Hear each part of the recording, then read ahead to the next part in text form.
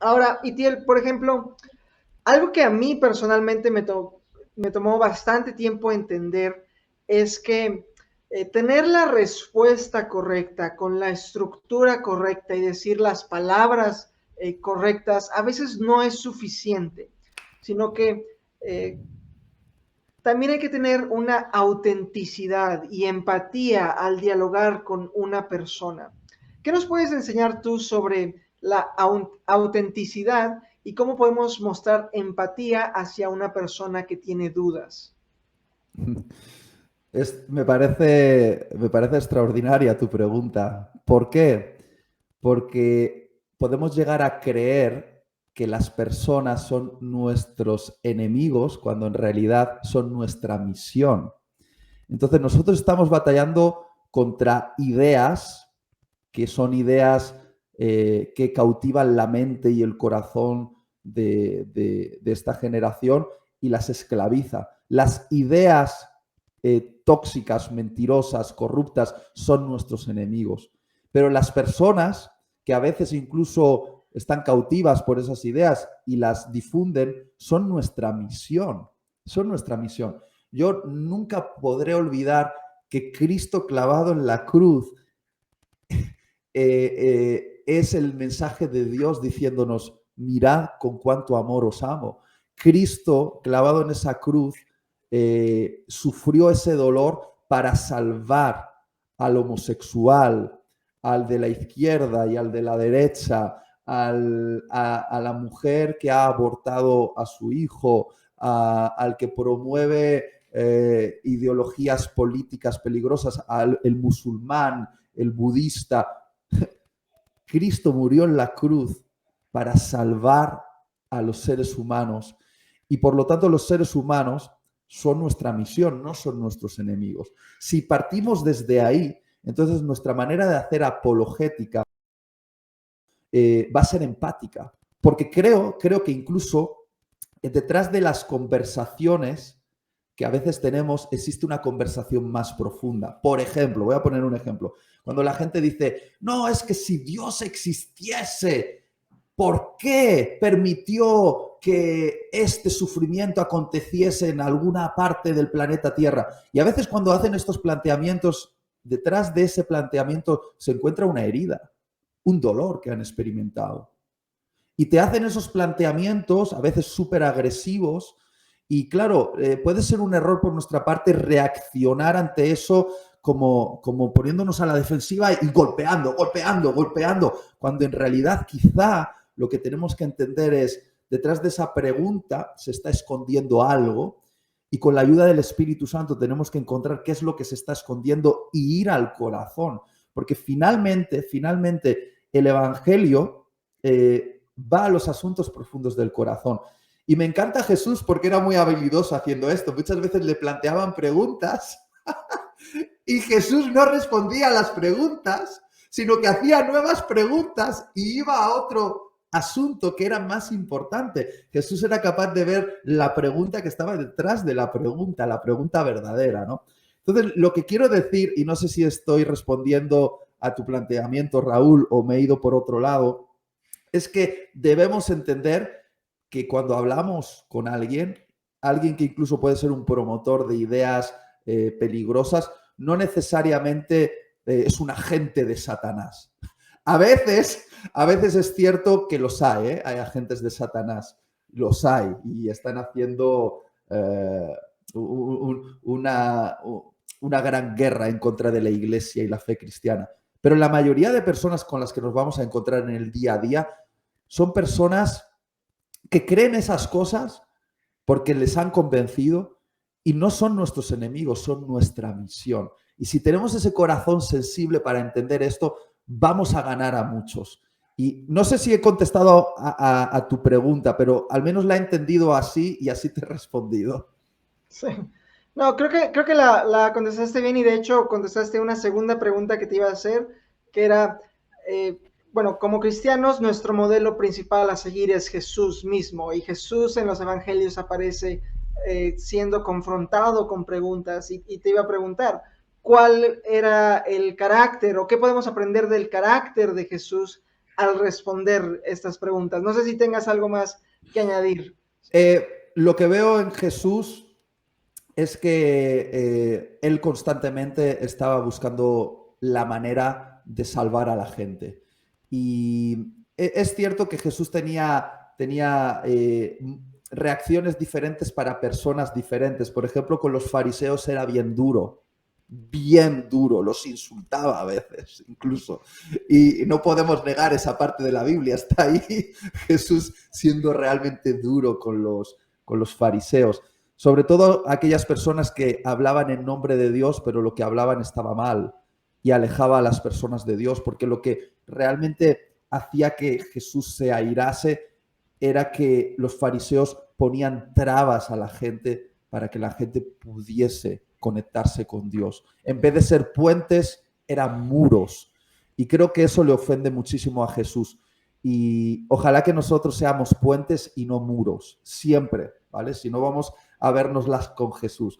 Pero particularmente cuando Jesús se relacionaba con la gente del pueblo, que es la gente que nos rodea, la gente del pueblo, gente que estaba enferma, amas de casa, sencillos trabajadores, leprosos, prostitutas, no sé, la gente del pueblo, que es con la que nos encontramos habitualmente y son las que vienen a nuestras iglesias locales. Jesús se sentaba a la mesa y les hablaba al corazón. Y creo que el apologeta es alguien que sabe sentarse a la mesa y hablar al corazón. Y lo hace a veces invitando a la otra persona a una copita de vino o, para los que se escandalicen, un café, ¿vale? y hablar al corazón de la gente.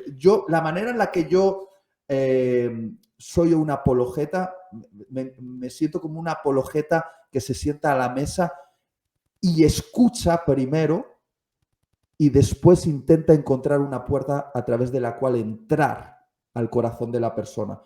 Porque, y termino con esto, creo que Jesús sabía escuchar. Y creo que nosotros no escuchamos tan bien como Jesús. Jesús sabía ver y nosotros no vemos tan bien como Jesús.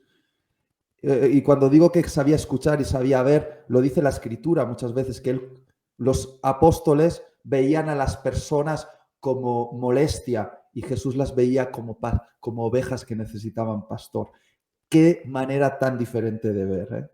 Y creo que como apologetas, si dedicamos más tiempo a sentarnos y escuchar, la gente nos va a mostrar una puerta a través de la cual entrar a su mente y su corazón y dar razones y liberarlas del poder que las tiene cautiva, porque la mentira que han creído es lo que les mantiene cautiva. Y nosotros como pastores, apologetas, estamos liberando cadenas que los tienen encadenados. Esa es nuestra misión, liberarlos.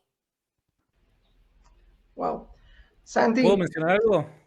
Sí, iba a preguntarte algo. Bueno, si quieres te lo pregunto y añades lo que... Una cosita, si no me olvido, porque es muy interesante lo que está diciendo Itiel. Primero, yo invitaría a tomar un mate. Como debe ser, como debe ser. Es muy cierto lo que dice Itiel, pero también me gustaría señalar otra cosa, y es, fíjate qué importante que es también, corriéndonos un poquito del tema de la apologética, pero que tiene evidentemente que ver, el tema de la escritura, ¿no? O sea, ser conscientes de la historia de Jesús en sí, ¿no? ¿Por qué digo esto? Porque hay veces que noto que cuando hay falta de madurez, se vuelve la vida del cristiano al desequilibrio, ¿no? Nos volvemos extremistas, o nos volvemos fariseos, o nos volvemos hippies del evangelio. ¿Qué quiero decir con esto? Que hay veces que lamentablemente el daño que en las iglesias evangélicas ha causado el legalismo, hoy por hoy hay una tendencia por parte de muchos jóvenes a ver otro Jesús, que es el otro extremo. No es el Jesús que te manda al infierno, pero es el Jesús que ama absolutamente a todos y no pide ningún tipo de corrección. Entonces, ¿por qué digo esto? Porque evidentemente uno como apologista tiene que siempre, no como apologista, como ser humano, hijo de Dios, siempre tiene que buscar la empatía con el otro. Pero lo más importante no es la empatía, lo más importante es la madurez, porque en la madurez vos vas a saber discernir en qué momento y con quién buscar la empatía y en qué momento y con quién decir las cosas tal y como son. Como decía Itiel, ¿no? O sea, fíjate Jesús, qué interesante que es el ejemplo de Jesús, que con la prostituta él se sentaba a conversar y a oír qué es lo que había en lo más profundo de su corazón. En cambio, con el fariseo, muy probablemente él no prestaba esa oportunidad, porque sabía identificar qué es lo que había detrás del corazón. Nosotros, porque si no el diablo o nos come por un lado o nos come por el otro. O nos come del legalismo o nos come del lado hippie, ¿no? Donde, bueno, a todos hay que amar, hay que amar, hay que amar. Tendríamos que definir de qué hablamos cuando hablamos del amor bíblico, ¿no? Pero ese amor romántico hay que sentirlo por todos. Y el amor romántico parece estar instalado dentro de la iglesia, que ese amor romántico no te permite decir las cosas con cierta seriedad ni decir las cosas tal y como son. Hoy, por dar un ejemplo, hay un movimiento que parece indicar que está mal que en la iglesia se hable de pecado. Esto es pecado. En la iglesia hoy vos ya no escuchás hablar de infierno. En la iglesia hoy vos ya no escuchás hablar de ciertas cosas que son parte también del Jesús histórico. Entonces, cuando nosotros hablamos de Jesús, porque todo el mundo está enamorado de Jesús, el cristiano y el no cristiano le apasiona a Jesús, ya sea porque vemos una cosa o en otra en él, todos estamos enamorados de Jesús. Pero cuidado, porque si no hay madurez, construimos un Jesús basados en nuestra propia imagen y semejanza. Entonces construimos un Jesús muchas veces que quizás no es hoy por hoy legalista, pero sí se torna un hippie. Y cuidado, porque Jesús no muestra mucha empatía con el fariseo. Jesús no muestra mucha empatía con el hipócrita.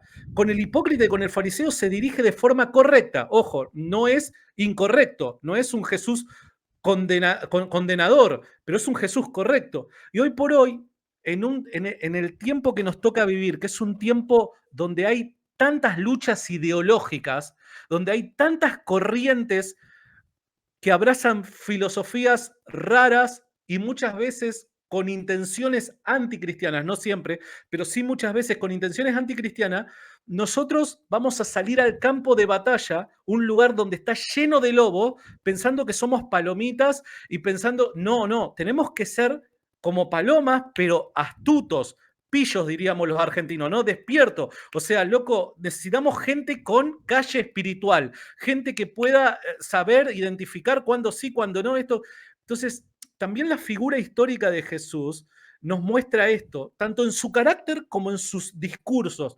Y nosotros tenemos que prestarle mucha atención a esto por los tiempos que corren. Los tiempos que corren son terriblemente peligrosos ideológicamente hablando porque se está llevando a cabo una terrible lucha espiritual.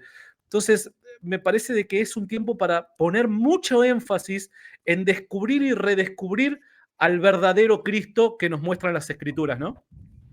Santi, me parece asombroso porque básicamente me leíste la mente. Esa era la siguiente pregunta que te iba a Porque tengo hacer, un don, o precisamente. sea, esto es algo espiritual. Sí, claro. Es adivino, es adivino. Sí, sí, la siguiente pregunta que te iba a hacer, Santiago, era precisamente ¿cómo podemos emular a Jesús teniendo compasión por las personas que tienen dudas, las personas que se acercaban, pero a la vez sin diluir el evangelio? Porque en efecto, muchos han transformado a Jesús en esta especie de vengan todos y acepto todo lo que hagan sin ninguna consecuencia, sin ninguna advertencia, sin nada. Lo que alcancé a escuchar, o lo principal que alcancé a escuchar de tu respuesta, Santiago, es que uno tiene que tener madurez para responder preguntas. No sé si quieras añadir algo a Solo una eso cosita, entonces.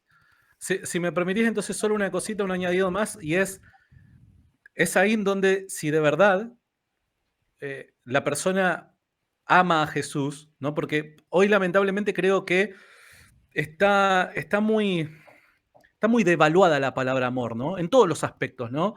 Ya cualquier persona, en cualquier circunstancia, uno le dice te amo, y hay veces que no es consciente del peso de la palabra. Ojo, evidentemente nosotros somos llamados a amar, pero si no entendemos el significado real de esa palabra, hay veces que le bajamos el precio. ¿Qué quiero decir con esto? Que hay veces que noto una mala costumbre que yo también lamentablemente he caído en ello, y es todo el tiempo, ¿no? El tema del amor, yo amo a Jesús, el amor de Jesús, yo amo a Jesús. Bueno, pero si realmente yo amo a Jesús, tengo que mostrar un compromiso serio con intentar conocer quién verdaderamente es ese Jesús. Y conocer a Jesús, hay dos vías para conocer a Jesús. Una es la experiencia. El cristianismo es la única religión que te permite vivir experiencias con el Dios creador del universo y te permite vivir eso que te dice la Escritura, ¿no? Poder sentir plenamente el amor, la compasión, la paz, la templanza que la presencia de Dios te puede llegar a dar en ciertas ocasiones y que nuestra alma la necesita, ¿no? Pero también hay otra vía y que Dios nos ha dejado y que son las escrituras. Entonces, llamativamente yo veo que, y reitero, por favor, me sumo a lo que decía Itiel y que yo siempre olvido decir al principio porque si no parece que estoy con otras intenciones al decir esto. Uno lo hace simplemente porque dice, che, loco, si uno ama a la iglesia, necesitamos advertir aquellas cosas que pueden llegar a la larga a perjudicarnos. Necesitamos advertirlo porque somos todos parte del mismo cuerpo, o sea, tu dolor es mi dolor, ¿no? Entonces, una de las cosas que noto es que por parte de muchos jóvenes es muy fácil dentro de las iglesias oír yo amo a Jesús, pero es muy difícil encontrar personas que a la hora de querer conocer a Jesús se recluyan en las escrituras, que vayan a las escrituras. Lamentablemente hoy no es un común denominador encontrar a jóvenes que hayan leído las escrituras, que se hayan metido de lleno en las escrituras, que hayan tratado de conocer a Jesús por medio de los evangelios. Hay una gran inclinación a la experiencia, pero no hay una inclinación a lo que Dios nos ha dejado por medio de su iglesia, que ha sido los evangelios. Y el retrato de Jesús en los evangelios nos sirve muchísimo para poder aprender de él, ¿no? No solamente acerca de lo que pensaba, sino acerca de cómo se movía en un mundo cargado de dolor y sufrimiento, de pecado, de ideas que van en contra de Dios y demás, ¿no? Entonces, es sumamente importante que si realmente amamos a Dios, que querramos conocer verdaderamente a Jesús. Y el conocer a Jesús, una de esas vías es seriamente ir a los evangelios, a estos retratos de Jesús para no crear un Jesús a nuestra imagen y semejanza. Itiel, algo, la misma pregunta, algo que desees añadir. Esta no es la pregunta, era esta, perdón. ¿Cómo podemos emular a Jesús teniendo compasión por aquellos que están fuera de la iglesia, pero a la vez sin diluir el evangelio ni socavar la verdad? Quiero remarcar que sin ninguna duda el Evangelio de Juan nos recuerda cómo vino Jesús a este mundo, ¿no? Dios hecho hombre, lleno de gracia y de verdad. Entonces, no podemos sacrificar la gracia sobre el altar de la verdad, ni podemos sacrificar la verdad sobre el altar de la gracia, sino que esa tensión entre la gracia y la verdad que vimos en Jesús, la que tenemos que intentar emular, y es bien difícil. Si somos humildes, siempre vamos a tender a inclinarnos hacia un lado y hacia otro, y por eso nos necesitamos como cuerpo, necesitamos la comunidad, la iglesia, y los pastores y predicadores o apologetas necesitamos tener amigos, pastores, predicadores y apologetas que nos ayuden a equilibrarnos. Eso es muy saludable. Generalmente el pastor, predicador, apologeta, que es un llanero solitario, se vuelve loco. Empieza bien y luego se vuelve loco.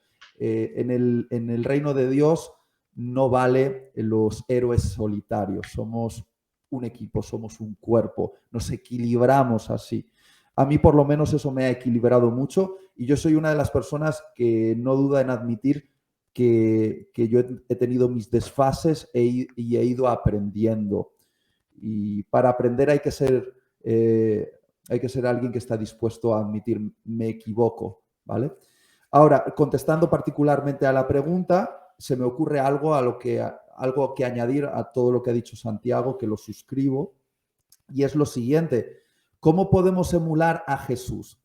Pues bueno, para los apologetas, pastores y predicadores que me estén escuchando, les diría que la única manera de emular a Jesús es haciendo lo que Jesús hacía. Y algo que Jesús hacía muchas cosas, pero algo que Jesús hacía era estar con personas y se sentaba con personas. Entonces, si somos predicadores, pastores o apologetas de libro, que nos encerramos en nuestra habitación y no tenemos contacto con personas, y la única manera en la cual tenemos contacto es cada vez que grabamos un vídeo para nuestro canal de YouTube o subimos al púlpito, nos vamos a desequilibrar. Porque lo que va a equilibrar nuestra predicación o nuestro discurso o nuestro sermón es el contacto con las personas. ¿Por qué? Porque las personas son la misión. Y cuando nos sentamos con ellas a escucharlas, a llorar con ellas, a reír con ellas, entonces es cuando sintonizamos nuestro corazón con Jesús, ¿vale? Entonces, digo esto porque mi mujer siempre me echa en cara que mi tendencia es aislarme, porque a mí, aunque parezca sorprendente, me gustan más los libros que las personas. Yo disfruto más estando con mis libros solo en casa leyendo que sentarme con personas a escuchar sus problemas y tal. Pero mi mujer, que tiene un corazón lleno de compasión y que es un ejemplo para mí de muchísimas cosas, siempre me dice, Itiel, si quieres ser un buen predicador, tienes que sentarte a la mesa y preguntar, preocuparte verdaderamente por lo que le ocurre a las personas y así te vas a parecer más a Jesús. A mí eso me equilibra, ¿vale? Obviamente, si solo estás con personas de comida en comida y nunca lees la Biblia, nunca la estudias y nunca profundizas, tampoco vas a estar equilibrado. Pero claro, quizá yo tiendo a, y supongo que los apologetas que están viéndonos tenderán a lo mismo, que serán gente de estudiar libros, de leer, de prepararse. Por favor, que no olviden la relación con las personas, porque ahí van a equilibrar su corazón. No, pues, definitivamente diste en el clavo. Digo, mira, si ves el fondo de Santiago y el mío, lleno de libros, que definitivamente, y yo conozco muchos apologistas y personas que están relacionadas en estos temas, tanto aquí en Latinoamérica como en Estados Unidos, que sí, definitivamente es el carácter que uno tiene, que disfruta más estar leyendo, estudiando, pero definitivamente compartir con las personas, partir el pan con las personas es lo que ayuda bastante a aterrizarlo y no tenerlo nada más en esta cuestión teórica, sino también aterrizarlo y ponerlo en práctica.